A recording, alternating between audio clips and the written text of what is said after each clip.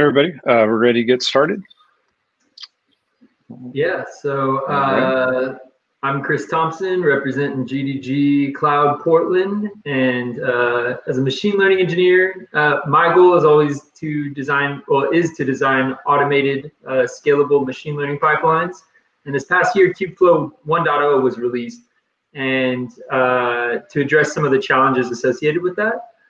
So our next speaker, Karl Weinmeister, will talk about how you can implement Kubeflow pipelines, which is a component of Kubeflow, to improve scalability and reproducibility in the machine learning process. So with that, I'll leave it to Karl. Thank you, Chris. Appreciate it. And it was great to start with Hannes's talk this afternoon. I think he really set the stage with TFX, the TensorFlow extended set of components for machine learning. What we're going to talk about today is Kubeflow pipelines, the runner that has a whole set of infrastructure around running your pipelines, tracking your experiments, and things like that. So let's go ahead and dive in. I'm going to share my screen, and we'll show a presentation and then a demo of Kubeflow pipelines. So here we go. All right. So we're going to talk about building a reproducible ML workflow. That's really key here. When you're doing data science, as we all know, it's all about running experiments, trying new things. Eventually, though, you get to a certain point where you need to put things into production, and you need to make sure it works the same every time, that you've codified that complex set of steps from ingesting data to building models, pushing it into production, et cetera. And so we're going to go through how Kubeflow pipelines can help you with that. And we'll see how the TFX components, which Hannes just spoke about, can fit into that. So we'll start talking about the challenges. I think we just covered some of the challenges in the previous talk, so I'll be brief about that. We'll talk about Kubeflow as a whole.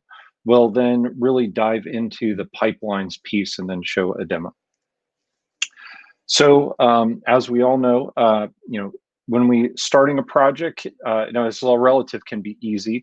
Getting to that right level of accuracy can often, be very difficult, and many machine learning projects fail even in the early stages in terms of getting the right data to get the right result. But once you have that result, it gets even harder when you need to make sure that your model, which is needs to respond to changing data, changing requirements, updates, all kinds of things that your users trust. There's a whole new set of issues that come into play that make it harder. Some of the issues are things like a lack of continuous monitoring. You create your model, and we talked a little bit about data drift in the past talk. That the data coming in changes, and if your model's trained on a particular corpus of data, and then now you're seeing different data come in, it's very likely that your accuracy starts to kind of fall. And it's important that you have some way of knowing, what that threshold is where you want to get a notification, you want to start looking into it before it becomes an emergency. Another issue you might see is something called training serving skew, where this is often the case where the code that you use for training is different from the code that you use in your production system where the model's being used in terms of processing the inputs and maybe doing some transformation steps. It's very possible that maybe you have some code that you push to one of the systems and not the other, or there's a variety of different types of scenarios like that that can pop up. And what happens is, it's another way of having issues in your production system. Training serving skew, something to look for. A key other aspect of your requirements is knowing what's the freshness of the model that I need. There's really a wide spectrum. If you're dealing with maybe, here's one extreme example, news data, but or maybe even you're working with an e-commerce site where the products are changing very often. You might need to rebuild models frequently. On the other hand, there are certain model types that are very stable that it's less often. So it's important coming into designing your pipeline, having a perspective on how often you'll need to create new models to meet those, the changing data and the accuracy that you need. Okay, so let's now talk about Kubeflow and how this can help. And the mission statement for Kubeflow here is in terms of making it easy for everyone, from data scientists who aren't necessarily infrastructure experts to machine learning engineers that maybe want to work more on the platform side and building the infrastructure and aren't necessarily working on the models, kind of a couple different stakeholders. And it's about the full life cycle, development, deployment, and management. So everything you need to do from end to end in machine learning. Focus on portability. Since you're building on top of a Kubernetes-based infrastructure, the pipelines that you build can work in these various different places, right? Whether it's cloud, on-prem, et cetera. And finally, because you're using Kubernetes, it has this fantastic way of distributing workloads across a cluster with pods that you can define. How much do you want to scale up or scale down? Monitoring tools. And often you see in a larger enterprise, the enterprise is using Kubernetes for software development and application development. So it's kind of nice to have one stack for DevOps that you're doing both development and data science on, just a smaller learning curve, fewer moving parts. And so Kubeflow is about bringing ML and Kubernetes together with some nice benefits for running your machine learning workflow. Now we're going to again focus on pipelines today, but it's important to understand what that Kubeflow foundation is. So all the things that go into Kubeflow you see on this slide. Let's kind of start clockwise from the top. Jupyter notebooks for your development of your training code, any of the other code, maybe Python, or your training operators. This is where you actually do the training. You instruct it what kind of maybe GPUs you want to use, what kind of framework you're using, and it will run the training job on the cluster. Then you see workflow building and pipelines, where we're going to focus today. Data management, there's also some capability around versioning, sharing the data. It's a key part of reproducibility as well. Moving around to tools, there's also a component in Kubeflow called Kotib that does your hyperparameter tuning, TensorBoard to do some debugging on your TensorFlow model, look at it in more detail. And then there are the Kubernetes tools for logging, monitoring, things like that. One of the new capabilities that was added to Kubeflow is metadata management. So there are APIs so that as you build a model, and as part of your pipeline, you can add information like, standard information, when was it built, what framework it was used, et cetera, and custom metadata that you can add to know more about the asset that was being built. And finally, the serving piece. Once you've built your model, why not use the Kubernetes cluster to serve it as well in the same infrastructure? So we'll talk about that briefly. So your Kubeflow is built in a side of it's deployed inside of a Kubernetes cluster, and so traffic coming in can either go to the central dashboard. There's a nice UI where you can see the pipelines, notebooks, TensorBoard, all kinds of different things there. There are the operators, and I'm going to show how you can kick off training jobs with those, and then the serving component where I'll talk briefly about the APIs. Then we'll get into pipelines. Okay, so if you want to get started with Kubeflow, if you never have before, if you're familiar with Kubernetes, you'll find that the commands and concepts are similar. So in the Kubernetes world, there's a utility called kubectl that's used for management of your Kubernetes cluster. There's kfctl for Kubeflow control.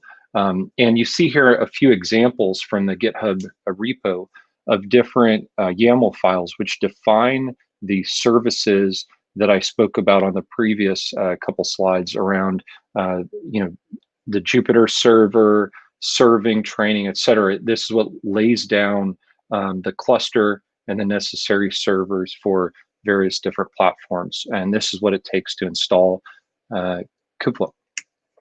And once you have Kubeflow going, I'll walk through a couple of the capabilities. You have the notebook server, so you'll can create various servers and then launch Jupyter Hub from that. For training, you can see where there are a variety of different YAML files. If you go to the Kubeflow GitHub repo, you'll see examples. Here is a PyTorch example on the left side. And what you see is where you would define the name of your PyTorch job. You would point it to, there's some standard container images with the training code, maybe some arguments that go into that container. And then you see, you can specify more details around things like, using a GPU or CPU, things like that within that YAML file.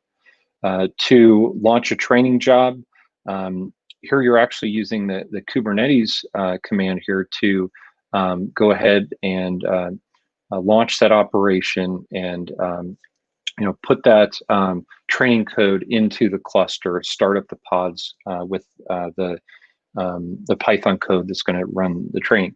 And then if you want to check the status, there's a Kubernetes command that looks at the jobs running on the cluster and maybe filters it by a certain label to see what's happening there. And you can observe the training happen.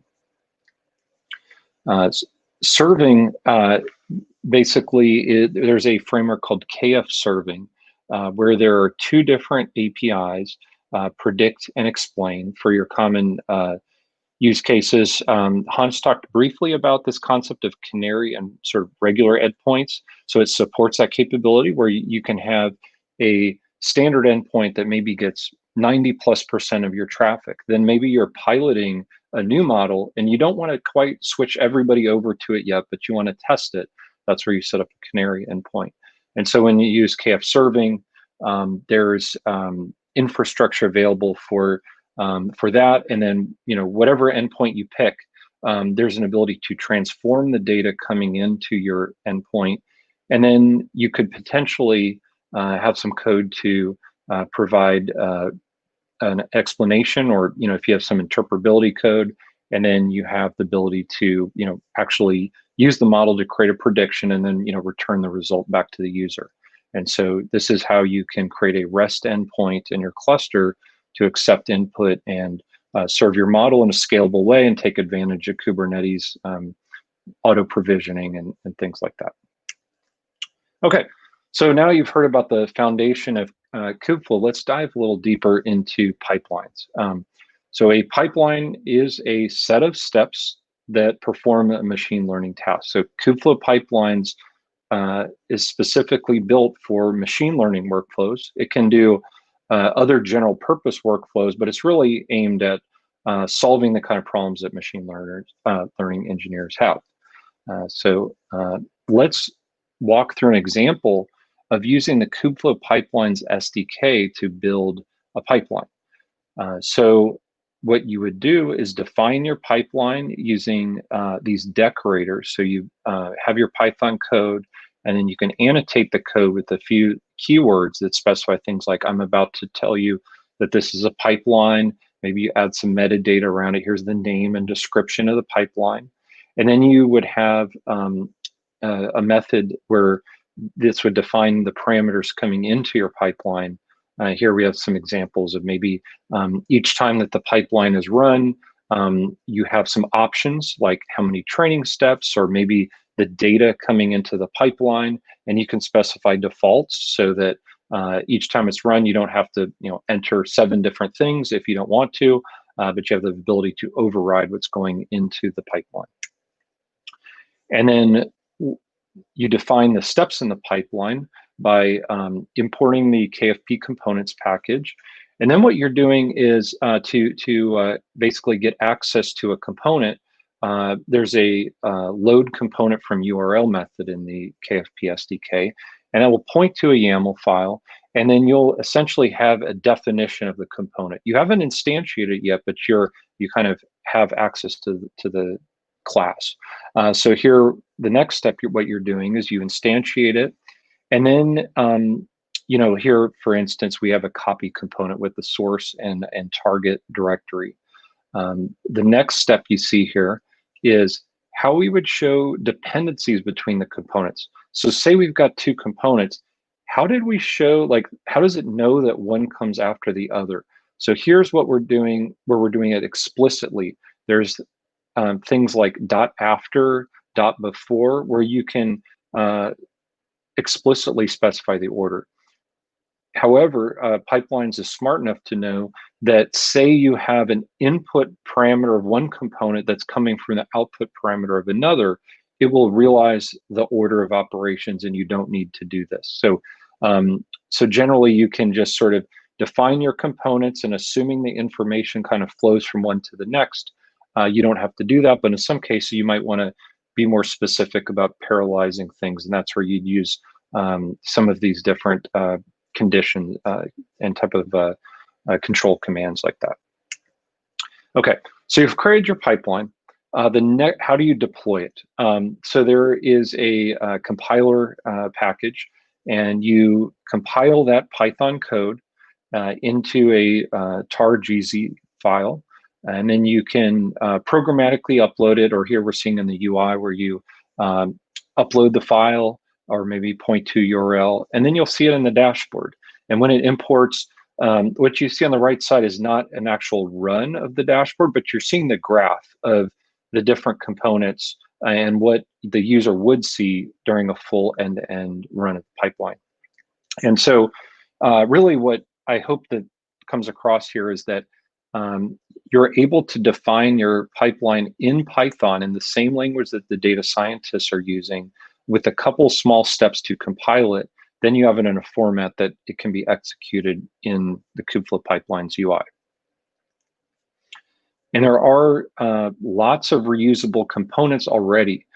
So you see some of these different popular operations, extracting data from a database, transforming the data, so on and so forth. Even the TFX components that Hannes talked to, there are components. If you go to GitHub, inside of the pipeline/components folder there, you'll see a nice set of arguments, what the component does, and so that you can pull that into the pipeline that you're building. So now we're going to talk a little bit about how Kubeflow and TFX can work nicely together. So if you're using the Kubeflow SDK that I just talked about, you can pull in any of the TFX components. There are Kubeflow SDK components that interface with the TFX components, so it's very easy to pull them in. There is also a TFX SDK that runs on Kubeflow pipelines, and that's new, and that's something that I want to talk about more in the rest of the presentation. So you have two different approaches. You have the traditional Kubeflow pipelines approach, where you can use Kubeflow components and TFX components, and now you have a TFX-centric SDK, and that's what you're seeing here on this slide. That you're seeing that there's two different approaches coming in. Using on the left side from the top, the TFX SDK or the KFP SDK that we talked about. So depending on maybe if you're coming more from a TensorFlow perspective, where that's what your model's in, and you're familiar with TFX and you really want to embrace that ecosystem, you can use that directly. Maybe if you're doing more custom components or using some other frameworks, maybe you want to use the KFP SDK, but a couple different ways to do things. So now let's talk about how to build your own custom component. So we talked about building a pipeline and then the components that you could pull in off the shelf. Now, what if you wanted to build your own? How hard is that? So let's look at that. So I'm going to show you 3 slides which kind of walk through an example of training. We're not really getting really deep into the training code, but more showing the structure. Okay, so the first slide here, we're showing the YAML file. This is how we describe your component. This is where you name it, you say what the inputs are, the outputs are, and then a key link here is to the container image. Where is the code, or rather, where is the Docker container with the code that will run this component? So that's all this is. This is a descriptor. It's a YAML format. And this is, if you recall back a few slides ago, what we pulled from where we're trying to access a component. It would access this descriptor file. And then the next part is the Docker file where you define the image. So here's where you might base it off of a base image here, let's say TensorFlow. You maybe update it, you add a couple more packages to the base image, and then you define what the entry point is into the image, or what is going to be executed inside of that Docker container, maybe some model training code in this case. And then finally, let's look at what the model training code is. And this is kind of where everything comes together. Say you have a main method and you would parse those different arguments. These all match up to the inputs to that component. Where's your data, the number of training steps, all those kind of things. And then you have your code that does whatever you need it to do that's in this file or set of files. So that's it as far as building a Kubeflow component that goes into a pipeline. All right, so to summarize, what we saw is that Kubeflow is a cloud-native multi-cloud solution for ML. It allows for composable, portable, scalable ML pipelines. And if you have a Kubernetes cluster, you can run Kubeflow. I will also say, if you aren't super familiar with Kubernetes, there are some utilities that allow you to run a local instance of Kubeflow to get started. Some kind of smaller, mini KF and things like that. So very easy to get started with all the tools that have been built by the ecosystem. Okay.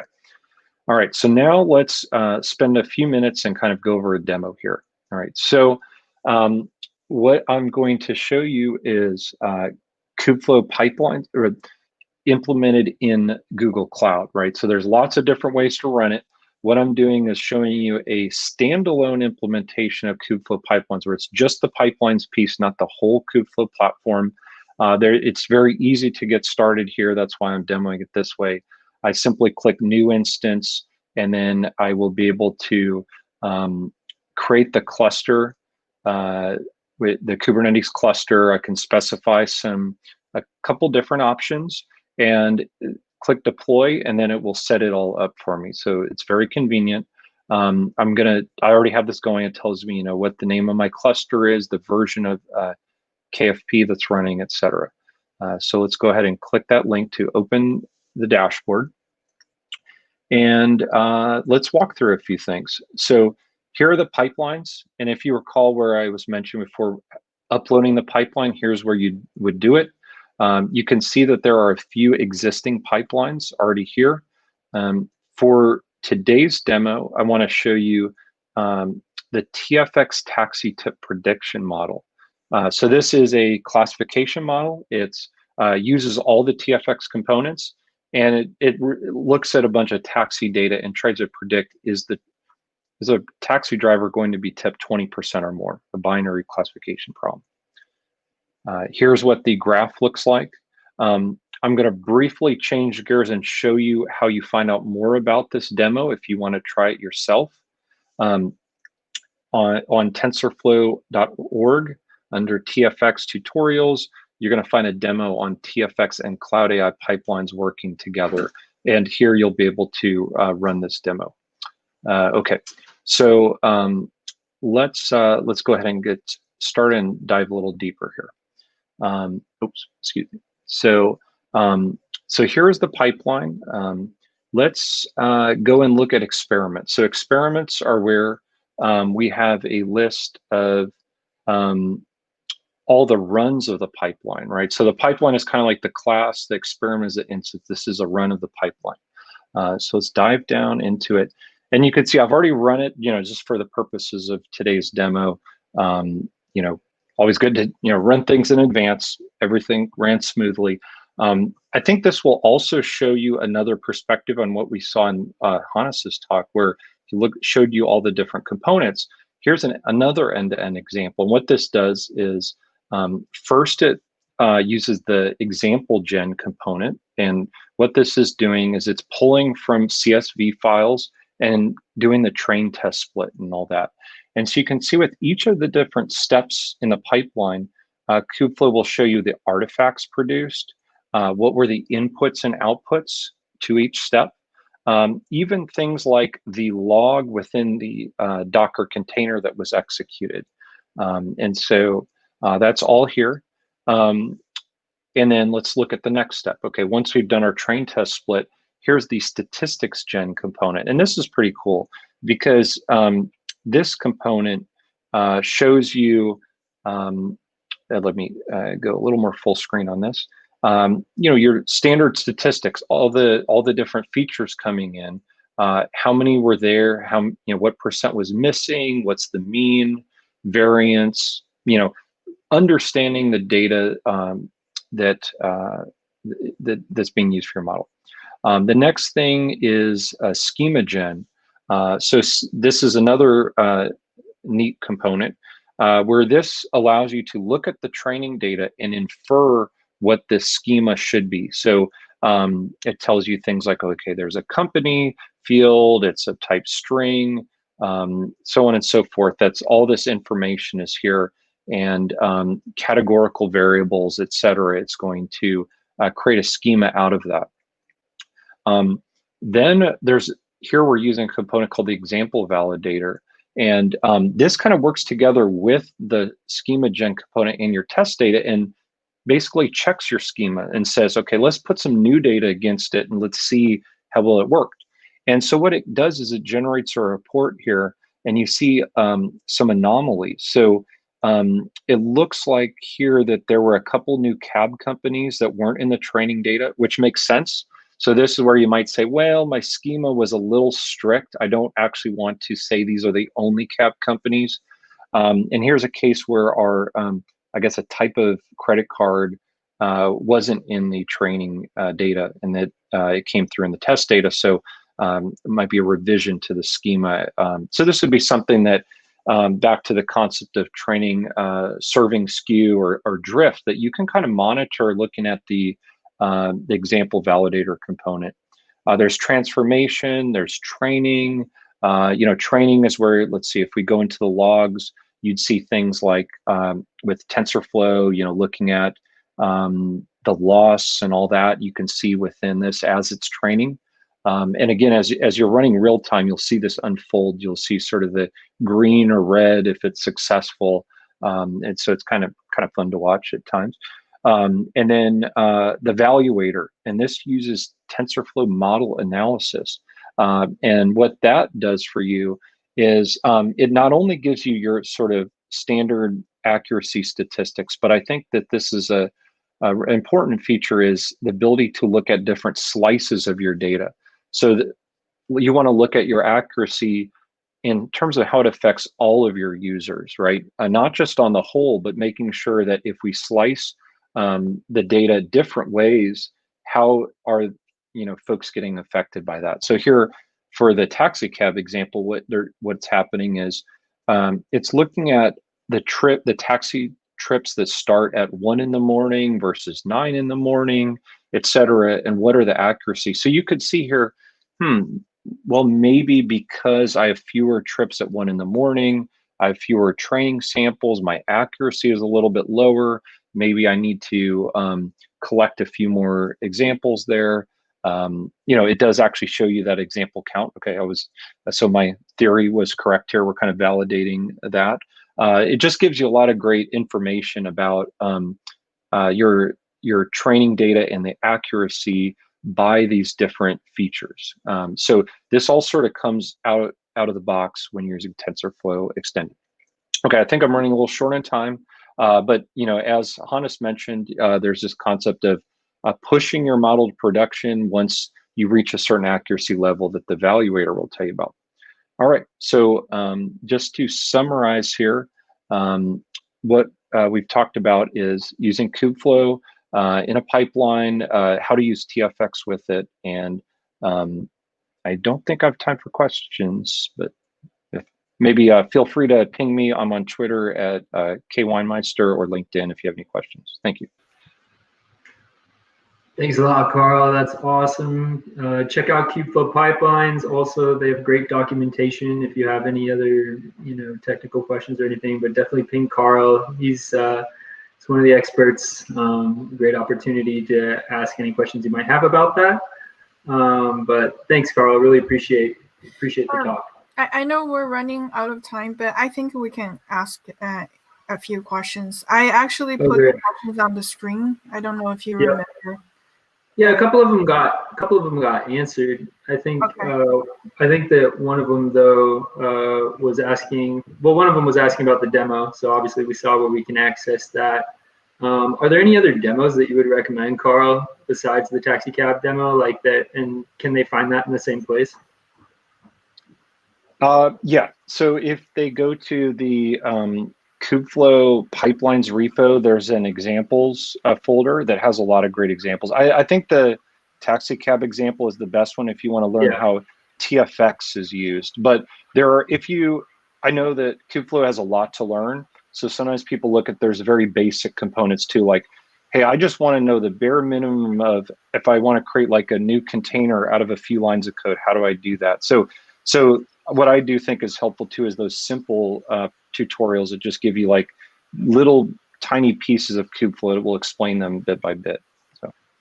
Yeah, I found when I was learning, it was a big undertaking. There's a lot to it. It's really, really useful though. As you get deeper, you'll find so many cool little things that aren't totally obvious right off the bat. So definitely play with it, I think, is the best course of action for learning.